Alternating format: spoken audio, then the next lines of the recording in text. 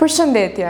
Sot do të bëj një hyrje ndryshe nga zakonisht dhe jam shumë e lumtur për këtë, sepse misioni i këtij produksioni ka dalë përtej kufive të promovuarit agjensi të real estate-it, këtë herë për të eksploruar një fushë të re, atë të arkitekturës, duke dëshmuar kështu suksesin e Class Real Estate, i cili sot shtërohet në Class Real Estate Architecture and Design. Kuptuam se historitë inspiruese janë të shumta, ndaj nuk ka kuptim t'i fusim në enën e një cikli i cili ka shumë arsye të mos mbyllet. Sot kemi ardhur të dëgjojmë një nga këto histori inspiruese të një arkitekti shumë të talentuar, e cila do të ketë kënaqësinë të ndajë me ju sekretet e profesionit të saj. Me mua sot është Gjeni Shani nga Archigenius. Gjeni, përshëndetje. Faleminderit shumë Gjeni që ke ardhur sot në Class Real Estate, Architecture and Design. Derisa të mësoj dhe unë se ti e çele këtë si parë për ne. Shumë faleminderit që keni ardhur në studion tonë. Për mua është gjithashtu kënaqësi që të jem arkitektja e parë në këto episode. E vërtet, edhe unë kam shumë të rëndësishme që personazhet që kam ftuar në këtë produksion të jenë vërtet shembull inspirimi. Ajo çfarë më pëlqen mua tek ti është që ti ke vendosur shumë herët të mos ecësh në logon e një brendi, po të krijosh brendin tënd. Po, është e vërtet. Në fakt, unë kam pas ëndër që të kem studion time. Por mënyra se si do të ndodhte dhe koha kur do të ndodhte nuk është se ishte përcaktuar. Në fakt, kur po vija këtu, po e mendoja pak këtë pjesën e iniciativës që duhet marrë një njeri për të patur diçka të vetën. Jam e bindur që nuk është e thjeshtë, por ndonjëherë kur punon për dikë tjetër, të duket sikur qëndron në një zonë komforti ku po i shërben rritjes së figurës, së imazhit, të reputacionit të dikujt tjetër. Ndërkohë punën po e bën. Kështu që fare mirë njeriu ka këtë konfuzionin që nëse punën po e bëj, pse mos të shpërblem drejt për drejt në emër të brendit dhe të figurës time.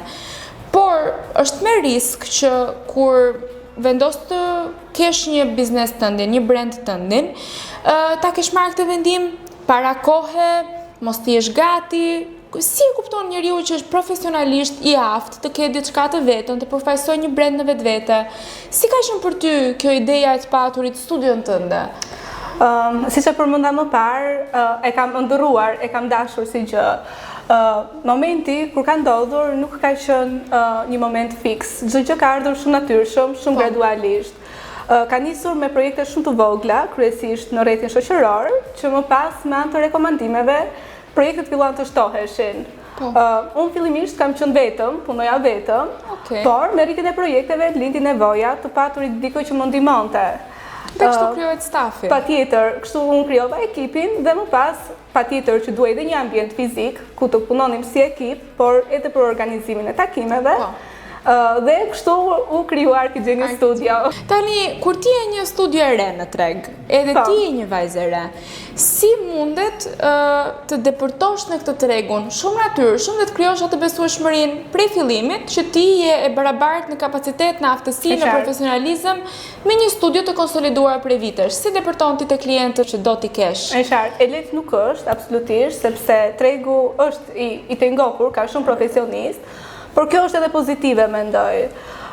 Duke patur shumë profesionistë të kësaj fushë, rritet konkurenca, rritet cilësia, ne kemi përdorur një strategji që nuk e di nëse është strategji apo jo, por kemi qenë shumë autentik në projektet tona, në mënyrë që klientët të na zgjedhin për atë që përfaqësojmë, jo si një studio në numër në mes të gjithë këtij tregu që ne jemi.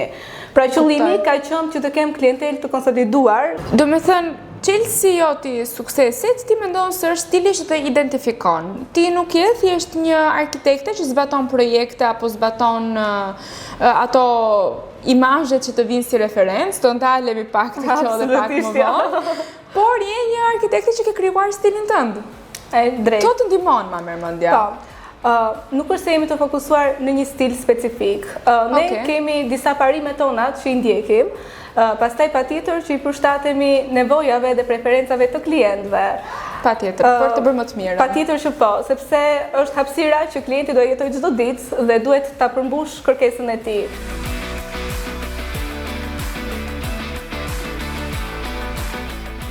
Ajo çfarë ne si staf vlerësuam më së shumti tek ti është dashuria që ti reflekton se e ke për të bukurën.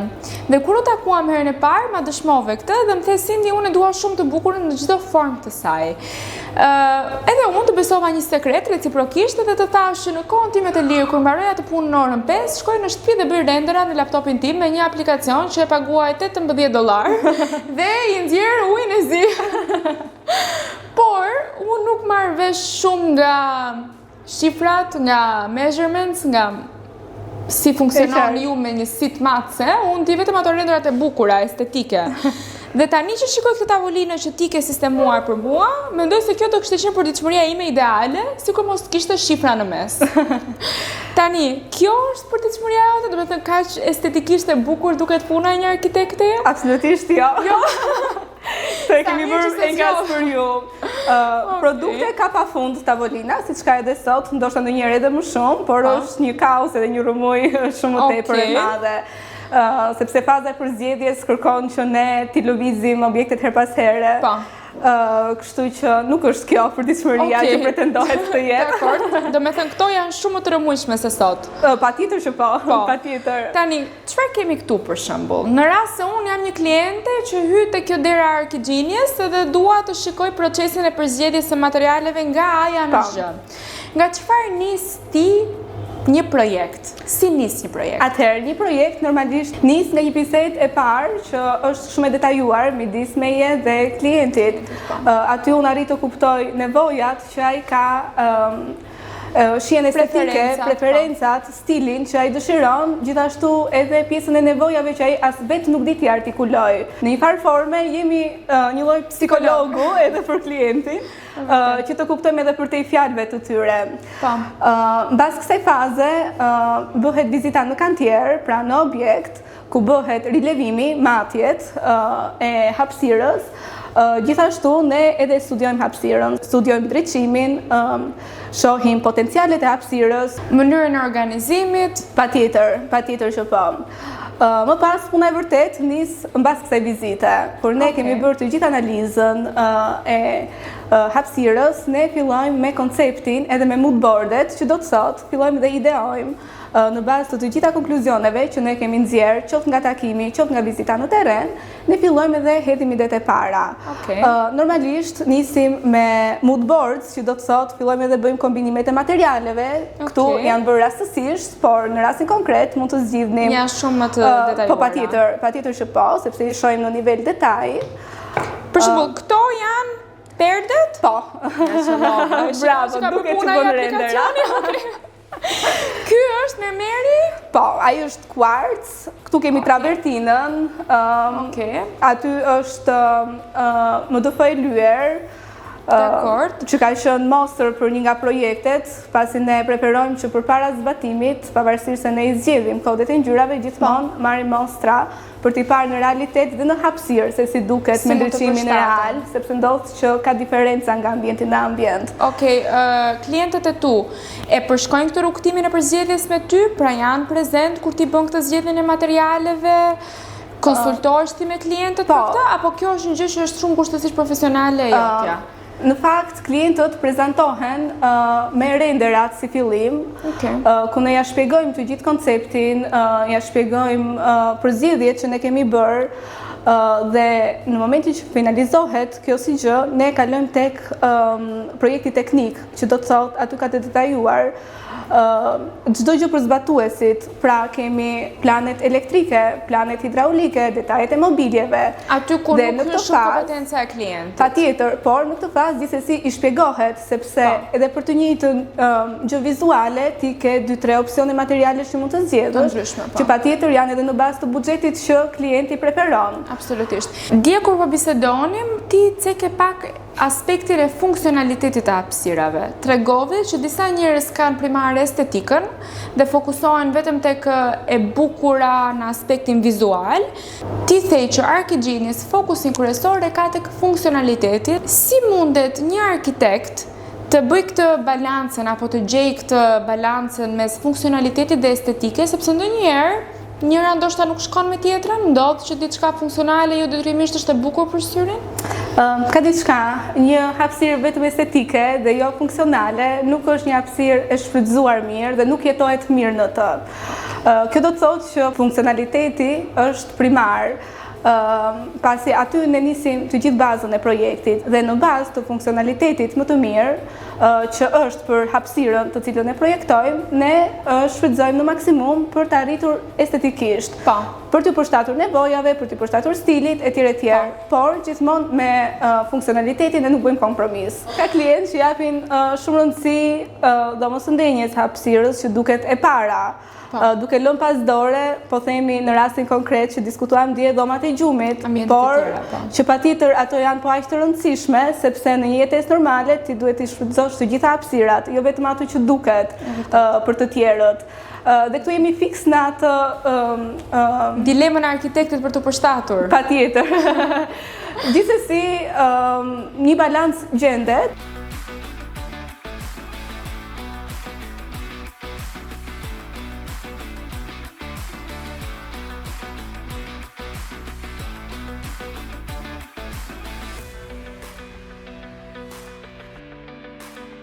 Gjeni, ne po jetojmë në epokën e teknologjisë, edhe epidemia e Pinterestit duhet i ketë prekur të tërë nga pak, përfshirë këtu dhe mua.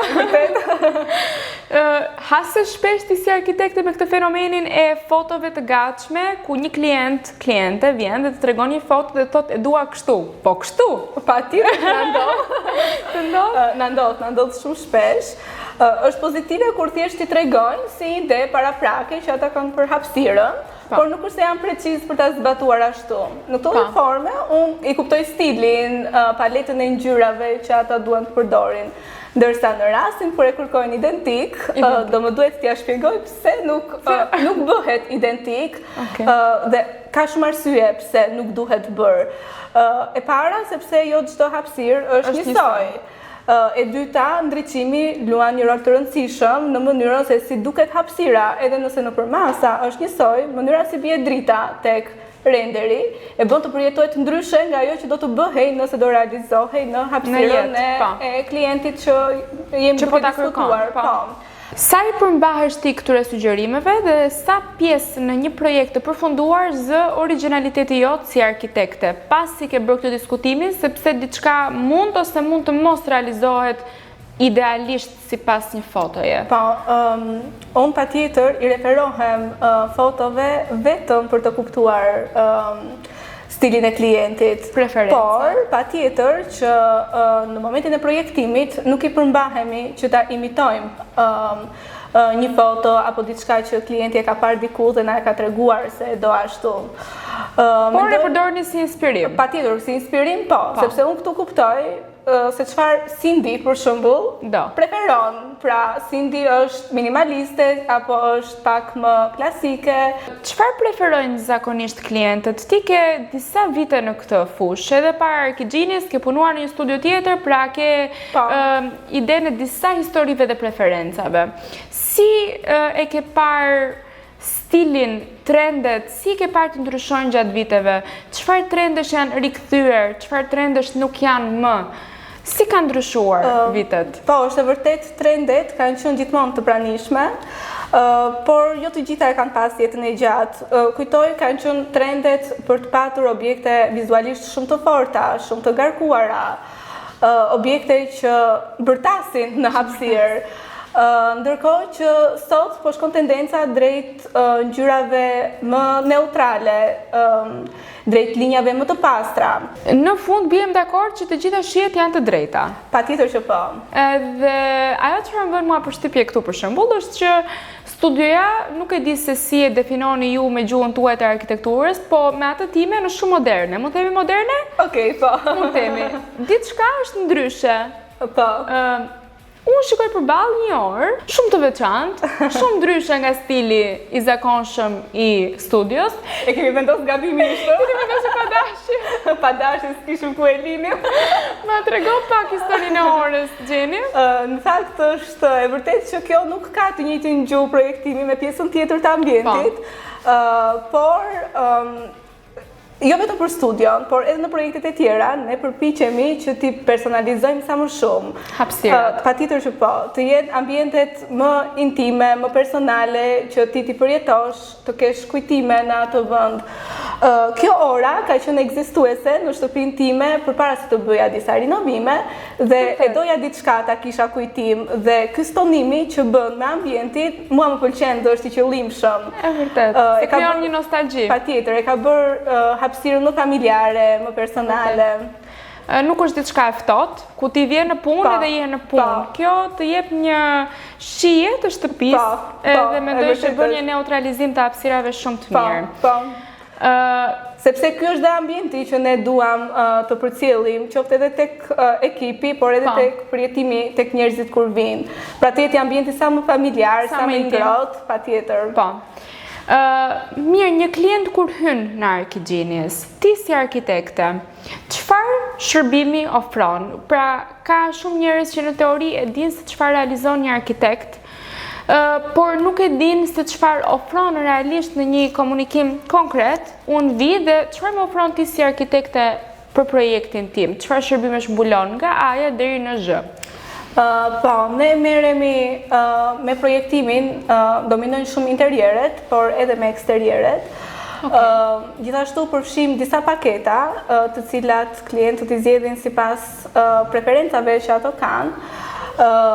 Kemi paketën bazike, e cila është projektimi i plot i hapësirës, pra patjetër kalojmë të gjitha fazat që ne folëm pak më parë, deri në momentin e zbatimit. Pra, unë dorëzoj projektin e përfunduar me të gjitha detajet teknike që çdo zbatues të ketë informacionin e vetë për implementimin e projektit. Më pas, kemi paketën standard, e cila përfshin edhe vizitat të herpashershme gjatë zbatimit, për zgjedhjen e materialeve nëpër showroom-e, marrjen e preventivave, sepse edhe kjo është pak e vështirë për të gjetë zbatuesit e duhur për të krijuar një ide dhe rreth buxhetit. Patjetër që po.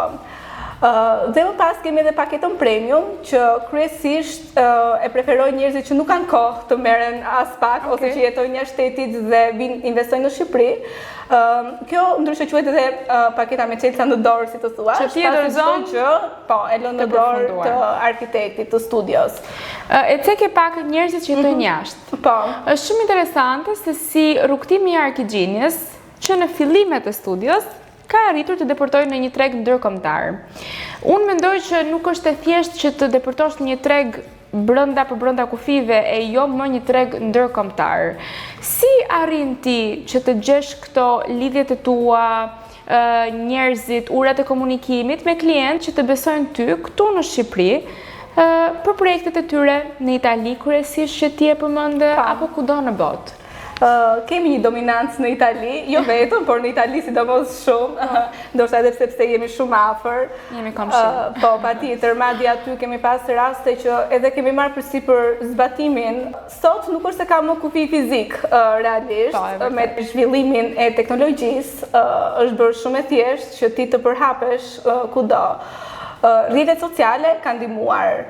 Patjetër rekomandimet, pasi në fillim ka nis nga shqiptar që jetojnë në shtetet fqinje, kështu që dhe rekomandimet kanë bërë punën e vetë që ne të përhapemi. Pra janë të gjithë elementet së bashku që ne që ne na kanë ndihmuar në këtë aspekt. Sepse dhe komunikimi digital që është përhapur kaq shumë e lehtëson ndjekjen e një projekti, ndoshta edhe pa qenë fizikisht jetë shumë mirë. Patjetër. Shpesh herë mund të qellosh që komunikon nëpërmjet video call-eve, voice call-eve dhe kështu e përditësuar. Vizitat janë pak më të reduktuara në terren, por që gjithsesi ne mund të azhurnohemi.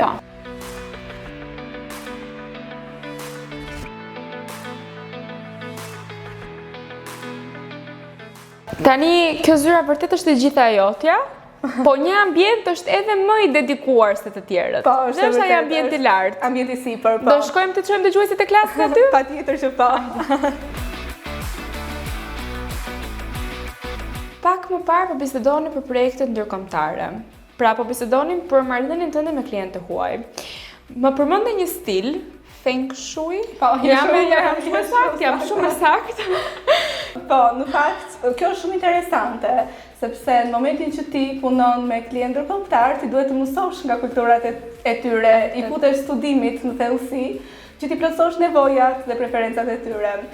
Në rastin konkret, kishim të bënim me një kliente asiatike që jetonte në Itali. Ka disa rregulla strikte për mënyrën e organizimit të hapësirës, pasi besojnë shumë te energjia yin edhe yang. Që do të thotë, nëse ne do preferonim një pasqyrë përballë krevatit, ato nuk e duan këtë gjë. Pse?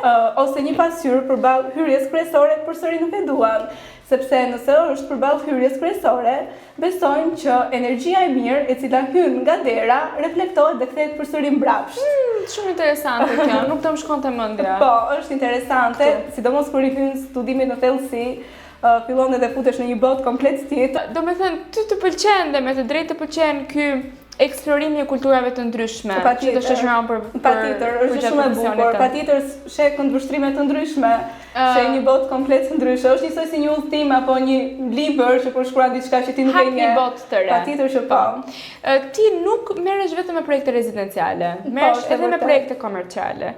Si ndryshojnë këto nga njëra tjetra, realizimi, projektimi, procesi i punës? Po, ndryshojnë shumë që në koncept, sepse edhe mënyra e funksionit nuk është e njëjtë. Një projekt rezidencial është një projekt që realizohet për dikë që jeton çdo ditë hapësirën, edhe mund të jetë një hapësirë shumë afatgjatë që do e përdori për disa vite.